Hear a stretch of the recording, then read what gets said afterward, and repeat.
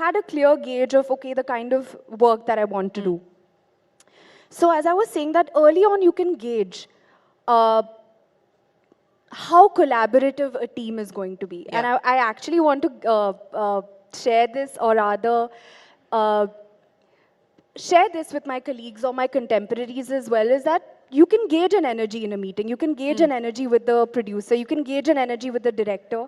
If you feel that your character is not going to get the same kind of respect or is not going to be treated in a way or portrayed in the right way, then be aware of that. And take your time to ask the questions. You know if your questions are going to be answered. You know that if you get an energy, okay, this will be collaborative. Then watch out for a collaborative effort. Watch out for the red flags and don't be afraid to ask the questions and don't be afraid to walk away if it's not aligned with what you're looking for. Absolutely. Watch out for the red flags in a meeting. Gauge. Don't be in a rush to say yes to a film. Ask your questions, know if it's collaborative or not, and then go ahead. So, you talked about wanting to play parts that have layers. What is the part that you would like to play? What do you aspire to play? Is there a movie, is there a role, domestic or global that you aspire to do? I feel that we're at a great time for women in cinema right now, with films like Gangubai, with Razi, with Neerja. There's Manikarnika. Some of them are blockbusters. Some of them not. There would be Hasina, which is my film. There would be Thalaivi. There are so many films. So I feel that people are making these films. And people are on the lookout of strong female characters, strong stories that can be told. So frankly, I feel that because we are at a good space right now, I would be open to any interesting story, because I think that there are so many interesting stories of women out there. You talked about the fact that we're seeing this change where women are now getting the leading role. So in a sense, they're playing the heroes of a film. And not being relegated to sort of the song and dance aspect of it. How much of this change is because, you've got the OTT platforms now, so there is a different kind of content that the audience is getting used to? How much of it is the fact that, this is an aspirational country with a young population, and so choices for that audience, is different, and they're willing to experiment with the kinds of content that they consume? What do you believe has led to this change that we're seeing, where women are being portrayed so differently than what we're used to?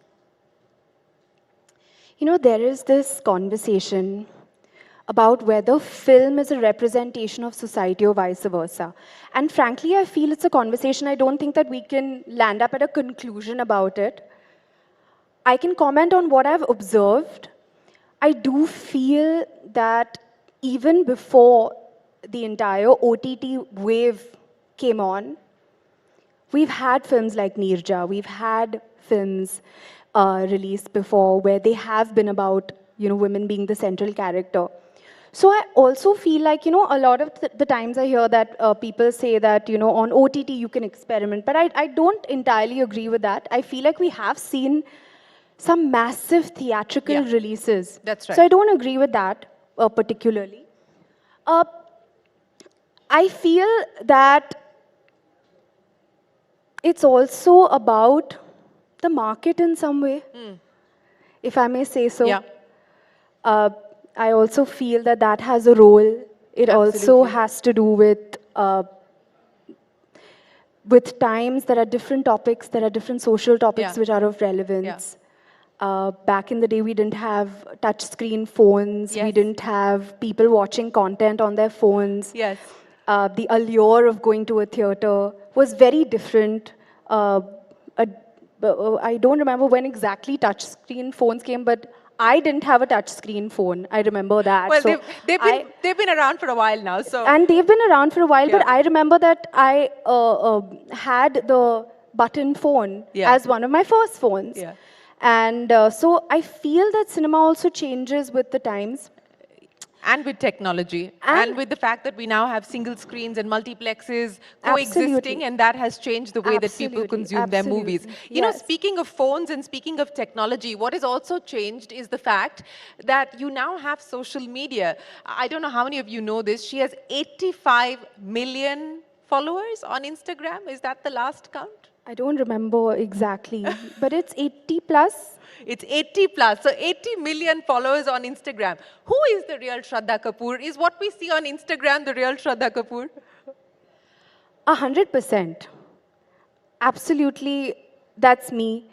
Uh, I love sharing when I'm having my poha. I love sharing when I'm enjoying my cup of chai in my little cup, which I'm so attached to that every day I'm like, is my cup okay? Is my cup okay? The polish of my cup is coming off, but I still want to share. And people know that, you know. I love sharing that. What else? What did I have for dinner? I love sharing. Is there That is there such a thing as oversharing, or you don't believe that there's any concept of oversharing? You know, I feel very, very fortunate for the kind of relationship that I've developed with my well-wishers and fans. I'll be very honest with you. I think it's extra special, if I may say so. Um, we have like-minded thoughts. Even when I go out somewhere and someone tells me, you know, I have the same handbag that I saw in your post, and we discuss, someone will say that, you know, I have the same trousers that you have or the same kurta that you have. And it's so nice. It's so nice to feel like one big happy family. Yeah. And But what about the mystery and the mystique and the aura? I mean, you know, before Instagram and before social media, you knew very little about the personal lives or behind the scenes or what an actor or an actress were like. And that perhaps that mystique and that mystery perhaps elongated their careers as well. Do you believe that that is the case, and perhaps this need to constantly put things out about yourself and share as much as you do takes away from that? you know, I feel like we hear this conversation happen very often, but I really wonder, say in the 1950s, if they had Instagram, would they not use it? I'm wondering, right? Would they not use Instagram if they had touchscreen phones and the OTT platforms? Would they be like, no, I'm not going to watch something on my phone? I wonder. So I feel, again, we go back to that conversation about changing times and technology, and basically, the only constant is change, right? Yeah. It's pretty much that.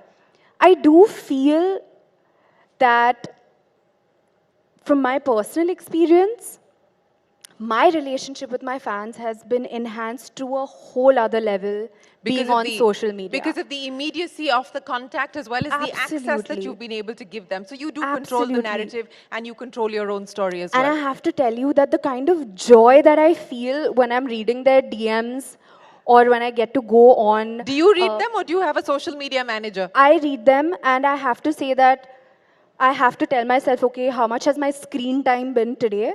I have to look at that as well. But it's all me, and I have to tell you that the joy that I get when I read DMs and when I read comments and I get to interact on comments, and you really know what someone is thinking. You know, I don't know how much of that existed because I would imagine that stardom was also a lot more sheltered, perhaps. Yeah. To a certain degree, Yeah. is my imagination of it. So I have no qualms in the era that I'm in, and I'm embracing it wholly and solely. Yeah, clearly, with 85 million followers, it clearly shows that you're embracing it. But you know, there's the good and the bad side of this. So the good is that you're getting all of this adulation and love immediately from your fans, and they're responding to you pretty much in real time. But you can also have a situation where you have people not say very nice things to you because anonymity provides that safety to say whatever you want to say without any consequences. How do you deal with that? I apply the same kind of thinking that I've been brought up with, which is perspective, which is what you pay attention to grows. If I focus on the love and adulation, and if I focus on also trying to hope that when I share candid aspects of my life, maybe someone is going to um, get inspired in some way also. So I focus on that very, very frankly. And I feel that that is something that I use also as my strength. Well, speaking of strengths and things that you're looking forward to, and people that you worked with, who do you look up to as the iconic sort of star that inspires you? And from your peer group, is there a peer that you feel more connected with or connected to in terms of the kind of work that they do? So icon and peer. I have so many people I look up to, so many icons that I look up to. I have them in my own household. I admire them for the way that they've brought me up to begin with, and of course, the kind of work that they've done has been phenomenal. Uh, in my peer group, there's so many people doing such good work. I recently watched Rocky or Rani Ki Prem Kahani, and I absolutely loved Alia in it.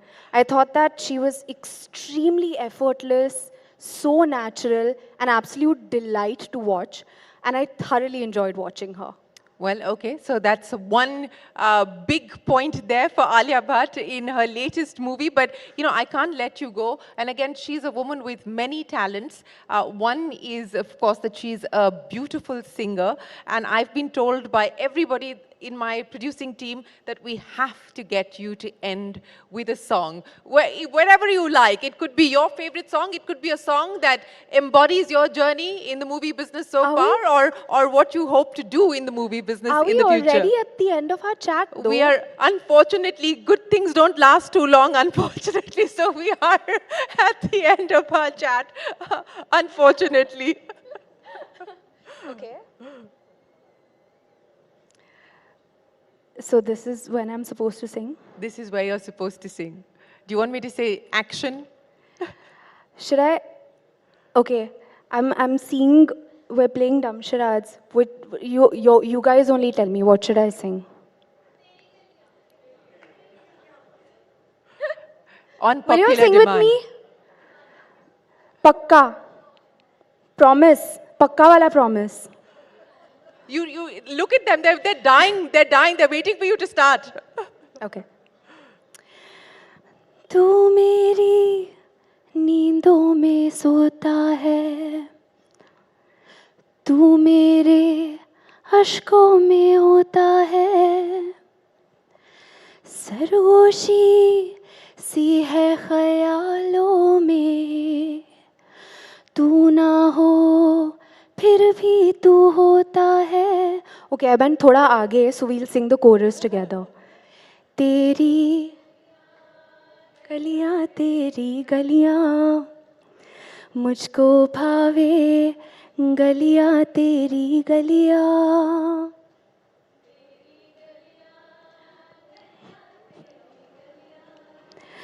यूं ही तड़पावे गलियां तेरी गलियां Thank you so much. Shraddha Kapoor, thank you for being such a wonderful sport, and thank you so much for sharing your life story, your life's journey, but more importantly, your dreams and aspirations with us here on this platform. Ladies and gentlemen, a big round of applause Thank you. for Thank you, Shraddha everyone. Kapoor. Thank you so much, Shraddha. And Shireen, I'd also request you, Shraddha, please stay on stage. There's a memento that is waiting for you.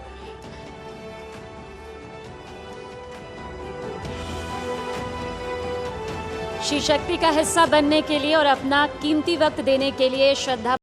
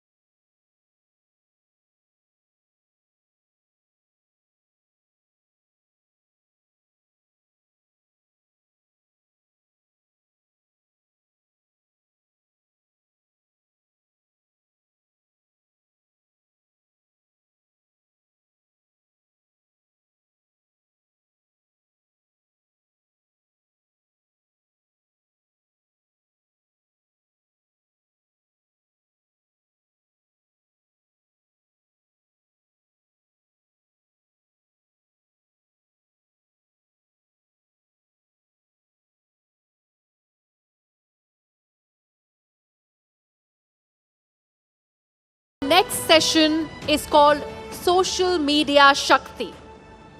They command the digi space, and as micro celebrities, they are probably as popular as the movie stars. Finding opportunity in the way they express themselves, they have successfully carved out lucrative careers as influencers. As social media sensations, these icons dominate India's thriving creator economy and ensure media isn't considered a frivolous tool. Beyond the reels, the song and dance, the jokes, these influencers are body positivity champions, LGBTQI representatives, career consultants, doctors, financial advisors, you name it, and you'll find a role model in each one of them. जी हाँ, अभिव्यक्ति और अवसर का मंच यानी social media, लेकिन जहाँ social media सनसनी बनना और उसे बरकरार रखना कम मुश्किलों भरा नहीं। परिवार से लेकर समाज के सवालों का सामना करना, अनजान दुनिया को अपनाते हुए खुद को समेट कर रखना, हर दिन एक नए ज्ञान के साथ प्रभावशाली बनना पहाड़ सी चुनौतियां लेकर आता है, जिसका मजबूती से सामना करते हुए इन शी शक्तियों ने अपनी ऑनलाइन प्रेजेंस को सफल करियर में बदला। इस सेशन की कमान के लिए मैं मंच पर बुलाना चाहूंगी मेरी सहयोगी पलकी शर्मा को। जोरदार तालियों के साथ हमारे पैनल का भी स्वागत करिए। कविता's किचन की कविता सिंह का हम चाहेंगे आप मंच पर आएं। इसके अलावा हंसना हो सकता है आसान हो, लेकिन हंसाना बहुत मुश्किल होता है। मैं आमंत्रित करना चाहूंगी श्रुति अर्जुन आनंद को भी, यूट्यूब कॉमेडियन जो कि हंसाती हैं। इसके अलावा स्वागत करिएगा अपर्णा टंडले जी का भी, जिन्हें आप काम वाली बाई के तौर पर बखूबी जानते हैं, और साथ ही फिटनेस एक्सपर्ट रश्मि राय का भी जोरदार तालियों के साथ आप सभी स्वागत जरूर करें। आप सभी का बहुत बहुत स्वागत है शी शक्ति।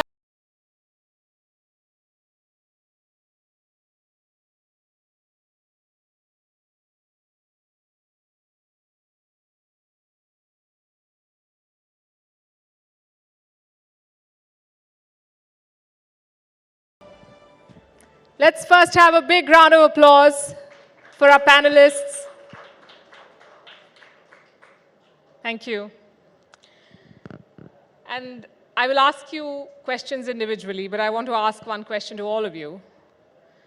In a country and a world where everyone thinks of themselves as content creators, what do you see as your competition and how do you deal with it? Kavita Singh, let's start with you. You started Kavita's Kitchen. Of all things, you're teaching a country with so many varieties of cuisine to cook, and you're doing it fabulously. What made you take this up, and how has the journey been? First of all, thank you so much for having me here. और मैं आपकी बहुत बड़ी fan हूँ। मैं काफ़ी देर से सोच रही थी कि आपसे मिलूँ तो मैं आपको बताऊँ। मैंने आपको बहुत देखा है। और जैसे मेरी जर्नी 2014 में शुरू हुई थी, और जब मेरा बेटा स्कूल जाने लगा था और खाली टाइम रहता था घर पे, तो मैंने सोचा कि उस खाली टाइम को यूज़ करके कुछ किया जाए, क्योंकि बच्चे को छोड़ के ऑफिस नहीं जाना था। तब मैंने ये यूट्यूब का जो कुकिंग का आइडिया आया था, क्योंकि कुकिंग का पैशन मुझे पहले से ही था, और then I started my YouTube channel in 2014। और जब मैंने रेसिपी पोस्ट करनी शुरू की तो लोगों ने कहा कि आप जो बेसिक चीज़ें बताते हो कि गैस कब बंद करना है, कितना टाइम पकाना है, तो हम बैचलर्स बिगनर्स को बहुत हेल्प होता है। तो मेरे को समझ में आया कि अच्छा लोगों को ये चाहिए, तो मैंने उसको जो लोगों ने डिमांड किया उस चीज़ को अपना स्ट्रेंथ बनाया और उस पर काम करके मैंने वीडियो बनाना शुरू किया, और लोगों ने काफ़ी अप्रिशिएट किया। और घर में कैसा रिस्पांस था कि हाँ खाना बना रही हो, अब वीडियो के साथ बना रही हो? हाँ, तो उनको मिल जाता था ना, मतलब वीडियो बनाती थी तो खाना भी ज़्यादा स्टाइलिश बनता था। तो वो बहुत खुश होते थे कि आज तो नया कुछ मिलेगा, आज तो नया कुछ मिलेगा। अच्छा, एक चीज़ मैं हमेशा पूछना चाहती हूँ, जो लोग खाने की रेसिपीज डालते हैं, क्या हमेशा परफेक्ट बनता है या कभी जलता भी है? ऐसा नहीं है, बहुत बार ख़राब भी होता है।